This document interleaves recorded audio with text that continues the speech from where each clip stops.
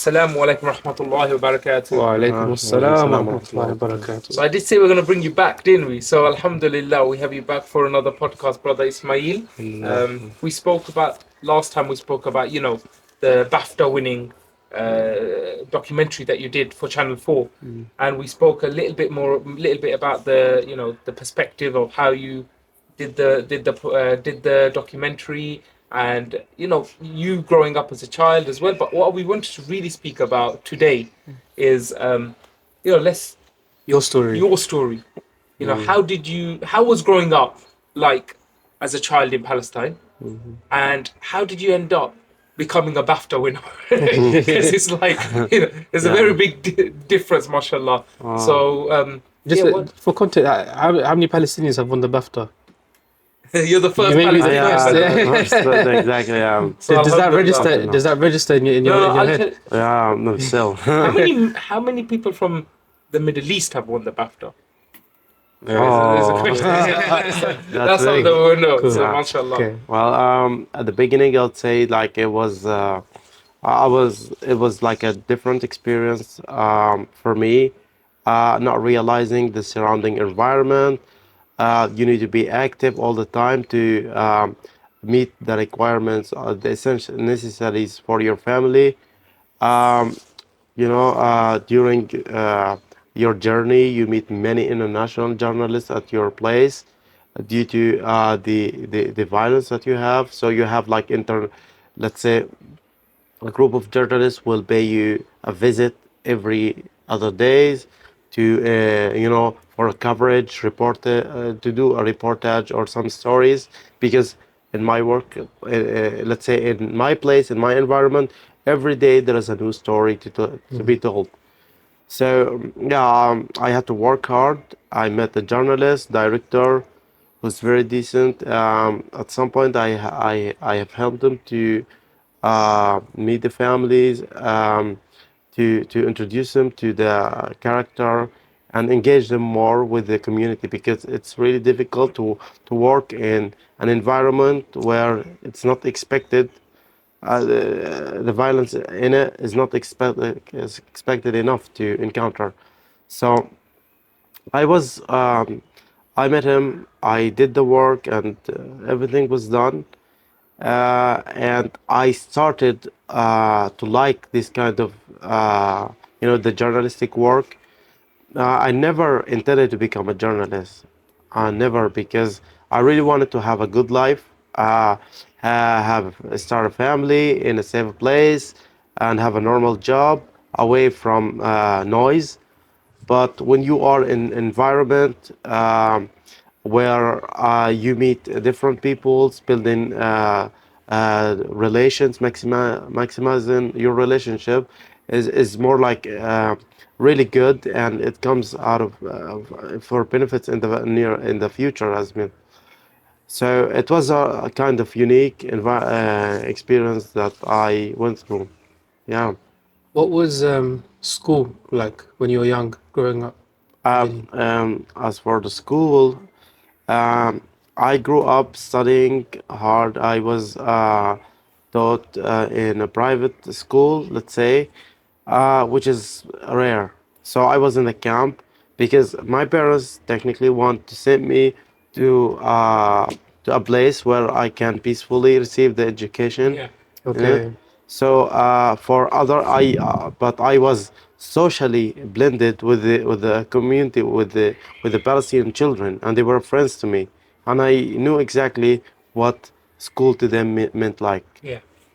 So when you were growing up, what kind of things did you like doing, and what kind of things were you interested in? Because you said you never wanted to be a journalist. So I don't think that's when you were children, you weren't thinking, I want to be a journalist. Yeah, You look like you're good at football as well. So. yeah. Well, I do like, yeah, I was into football, Yeah. and honestly, football was something like I really meant something to me.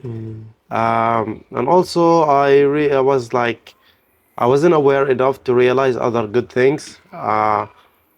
Like, for example, the photography and the journalistic things. But I have come to realize I've come to realize that when I actually reach out that level of meeting people and building relations. Inshallah. The thing that were you like, what was happening around, you know, Palestine at the time when you were growing up? Was it a constant, you don't know what's going to happen? Because it seems like whenever Ramadan came, that the attack started in Al-Aqsa, and the Zionists kept, during it at certain times, they want to disrupt the flow of, the people living there. But how was it like when you were there? Was it really constant, or was it like maybe a period of a month, heart really attack, and then after that it was okay? Well, and okay, for me, I can't actually go to Al Masjid Al Aqsa. I have never been there because I live in the West Bank and the Yeah. North, and it's and the attacks and the assaults practiced by the Israelis against the people there is escalating, and I can see that even on TV, and it's a totally different level of violence, and and also I'm not just shed the light on that area. Also, you go to the West Bank, you go to Jenin, Tulkarem, Nablus. These are also targeted, and nearly, let's say, daily raids are being conducted by the Israelis, and the people there losing their lives day by day. And it's really a tragedy for me as a child um, to see actually a funeral after a funeral, you know? Yeah. So it's more like it brings a smell of loss and death. And the Zionists, they never stopped when they are backed up by the right fire regime.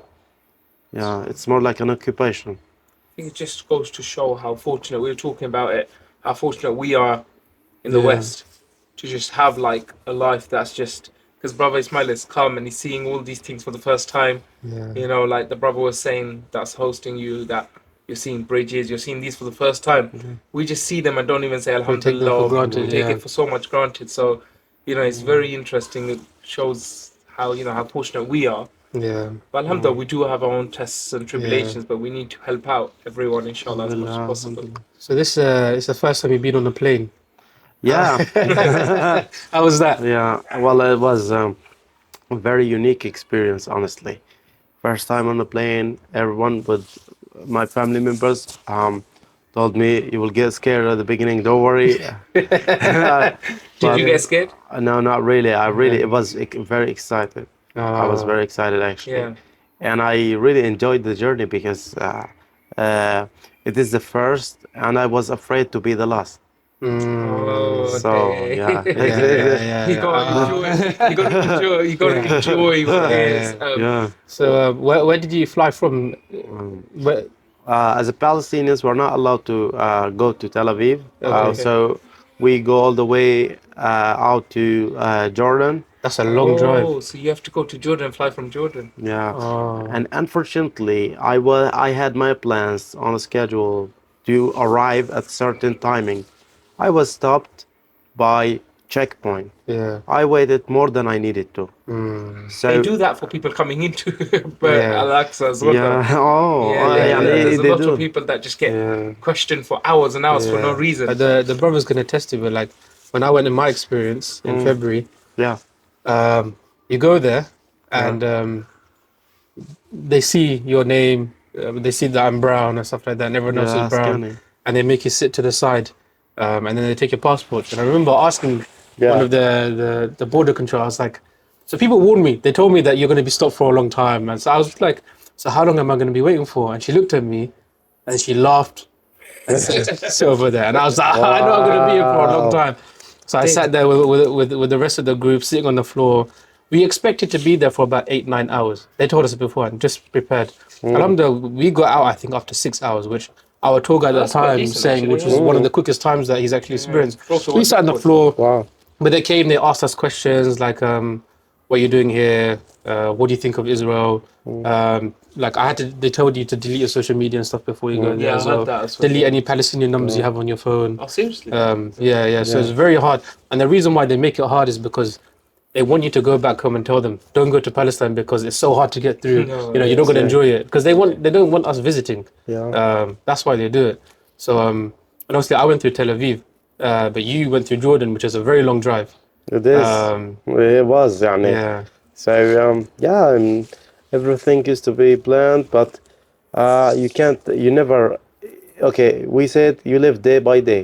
You never plan for tomorrow. Yeah, it's true. It's true. Yeah, like it's we always want to plan, but we say Allah is the best of planners. He's got a better plan for us, so He's got a different plan, Yeah. different to what we have planned. Alhamdulillah. So you've been in the UK, Alhamdulillah. What's your favorite food that you've eaten in the UK so far?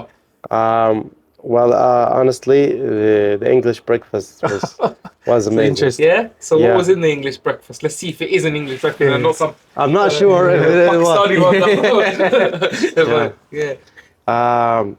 Okay, I guess the tea. Tea. Yes. Yeah. Well, the typical type of tea was a bit different from what I used to have back home. Oh, Yeah, yes, yeah, there's yeah, a back yeah. home tea to this. Yeah, it's like this is the proper English tea. Yeah, Yeah. milk, sugar, Okay.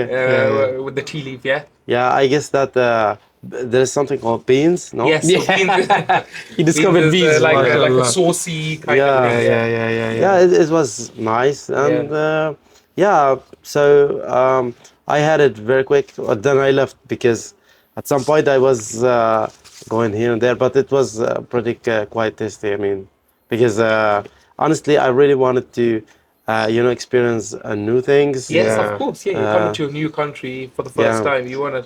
And also, yeah, sure, I have that friend Shiraz is Shout out to Shiraz, bro.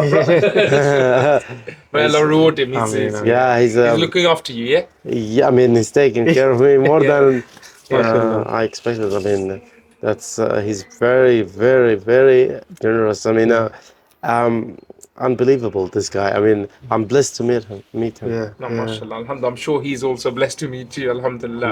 And we're blessed to have you here, Thank you, alhamdulillah. thank you. Have you interacted with much people here? I did interact, but because since my arrival, I tried to figure out to have like some kind of. I'm just trying to extend my relations, meeting Yeah. other journalists, mainly in London. Okay. Okay. Yeah, and also in the High Wycombe. Yeah, no, very good community, alhamdulillah, Yeah, Muslim yeah, community. Yeah. How did you end up wanting to go into journalism? Like, because obviously it's not something you said that you wanted to become, but then how did you end up It's falling also in? very dangerous. Yeah, role it's to quite have in- risky. Yeah, especially in Palestine as well, Yeah. right? So, So yeah, well, okay. Everything, this word excitement. yeah. You start to observe the passion to do things.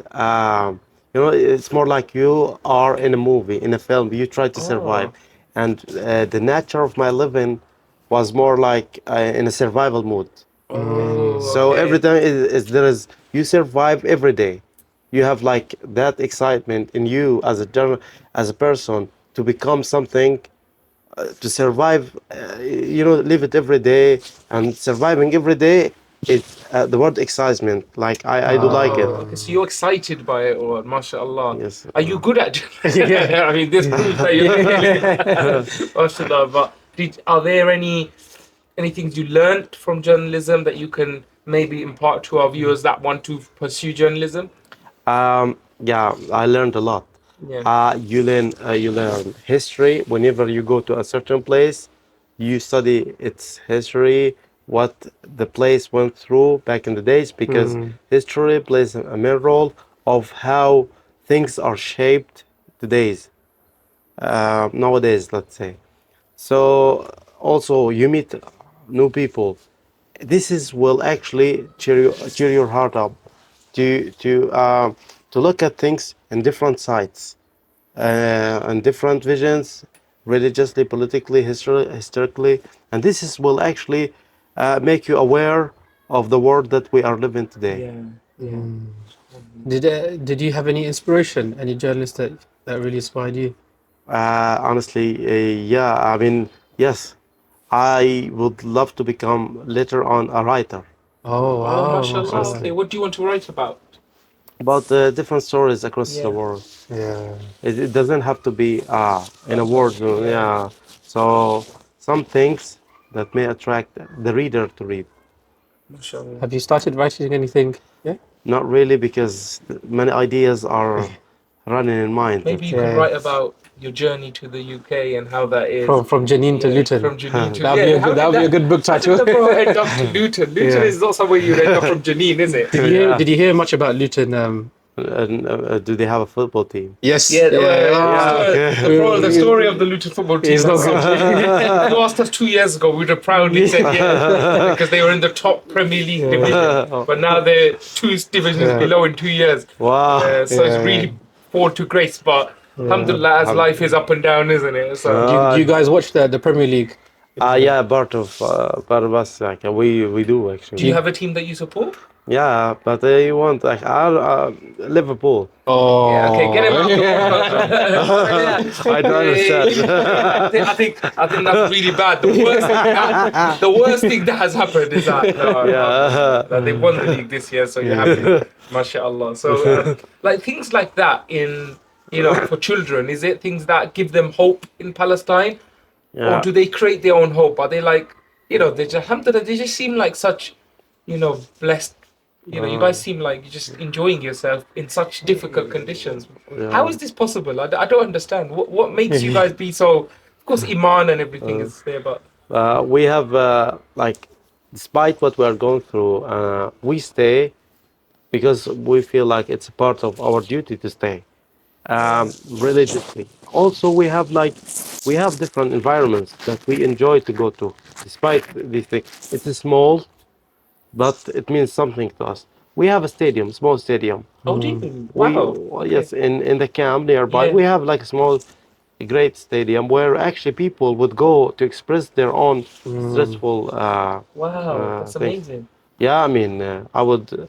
I always used to go there and share them this because you want to change the scenery, Yeah, exactly. Change. You don't have to go through the same things every day.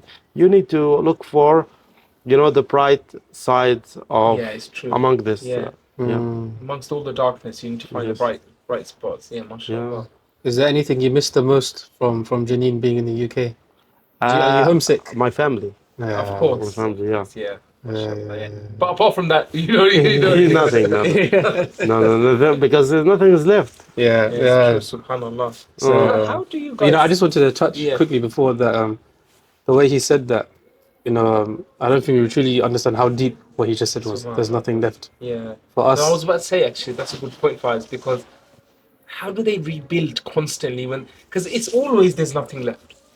Every time there's nothing left, but you got how much have the Israelis and the Zionists been bombing the same place? Yeah. You would think that if you have that much money, so many countries supporting them, that you could wipe.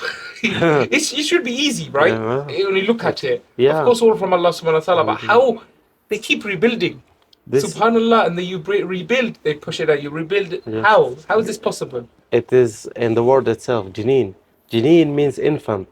Oh, yeah, okay. So it's a growing process. Yeah. So when you destroy another something, it will be rebuilt. It grow again. Regrow again, yeah. Regrow, yeah, so- Subhanallah. So what's your hope now? Now that you've experienced England, you've won a BAFTA. Not many people can put that on their CVs. What's the hope? Where do you see yourself? What do you want to achieve? Honestly, I would love to pursue this career Yeah. and fight for the Palestinians through art. And I will try to open, you look for opportunities that may help them help us as a Palestinian to raise our voice. This is the least things I can do actually for the Palestinian cause. Yeah. Yeah.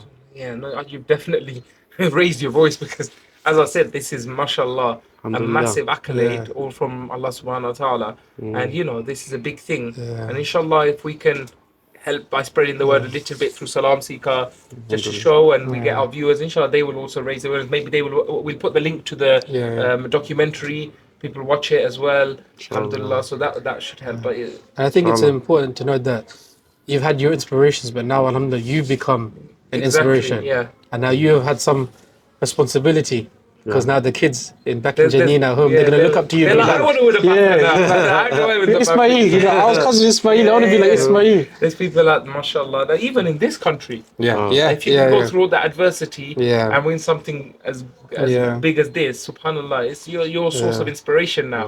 And I think the way that we're seeing the BAFTA is not the award itself, but now the BAFTA has given you a voice. Yeah. You know, it's giving you some voice, and it's given a bit of hope that we can continue giving Exactly. the Palestinians a voice. Because ultimately, an award is an award. Yeah. But what really matters is that the Palestinians get their justice. Yeah. And inshallah, this is just one step of the journey to getting there. I hope so. Alhamdulillah, it's an absolute pleasure having you. It's a shame that we can't keep you longer. But alhamdulillah, thank you so much for joining our podcast, talking about your documentary, talking about your life. You've inspired all of us, alhamdulillah. We were so excited when we had the opportunity to bring you in. We didn't think it's going to be this easy. we don't worry, we weren't going to send you another way to come, take 8 hours to come here. Alhamdulillah, it's quite close. Alhamdulillah, we're so blessed. But jazakallah khair. Inshallah, keep us in your du'as. We'll keep you in your du'as. And do you want to say some final words to to our viewers, to the people? Anything in regards to whatever you think might help. I would love to say that hopefully that my arrival here to the UK helps my people to raise their voice and continue similar work to change something on the Palestinian ground. Thank you so much, Ismail. Inshallah, please do like, subscribe, and share. So we can have more content like this, and inshallah we'll put all the links up. If you've got LinkedIn or anything we can put it on our podcast. Until next time, assalamu alaikum.